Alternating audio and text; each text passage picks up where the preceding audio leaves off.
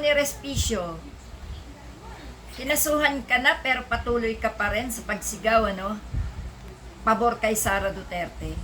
Yung sinasabi mo, napayagan si Sara Duterte na tumakbo sa 2028 dahil siya lamang kamo ang makakagawa ng maganda sa Pilipinas.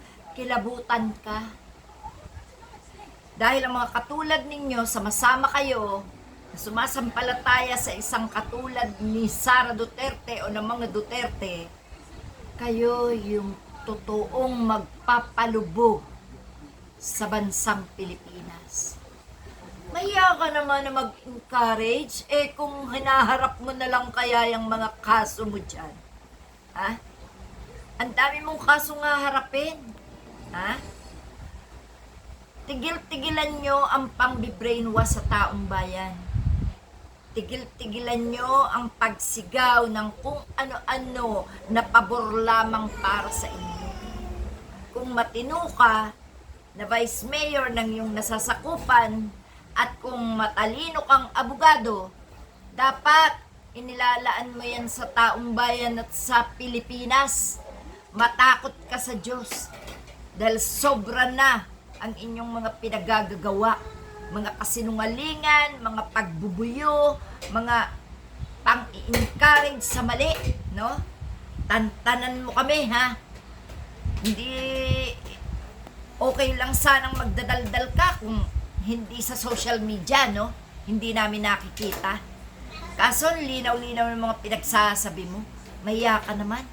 Wala talaga kayong pinagkaiba ni na Robin Padilla. Ayan, lahat kayo haharap sa hustisya.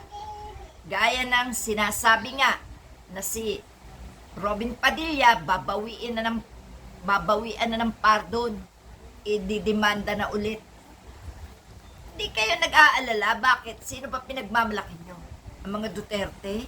May ipinangako ba sa inyo mga Duterte at nagpapakamatay kayo para lamang i-promote sila? Kahiya, nakakaawa.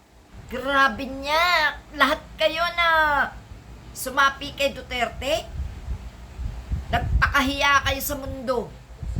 Winalang hiya nyo ang Pilipinas, winalang hiya nyo taong bayan. Kilabutan naman kayo sa pinagsasabi nyo. Ha? Hindi nyo nakikita yung gulo ng Pilipinas, sobra-sobra? Hindi nyo nakikita lahat ng kahayupan ng mga kabig ni Duterte? Hindi nyo nakikita na si Duterte nabubulok na sa dahig? Hindi mo nakikita yung sarili mo? Pinagtatawanan ka?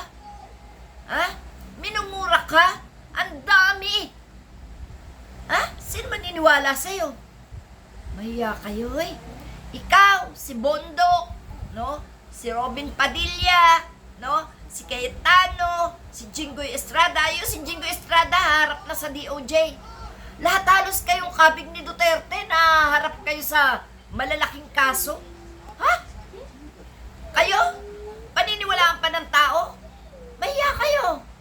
Malabo na kayong pakinggan ng taong bayan kaya wag nyo na sayangin. Nagamitin pa mga social media nyo para lamang mapaniwala ang tao. Wala na. Tuldok na. Lagas na. Kayo-kayo na lang ang nagbubulahan. Kayo-kayo na lang ang nagtatangan. Kayo-kayo na lang ang nagpapapaniwala sa mga sarili nyo. Kahit ang mga DDS, kulang-kulang na. Iilan na lang kayo. Tama na.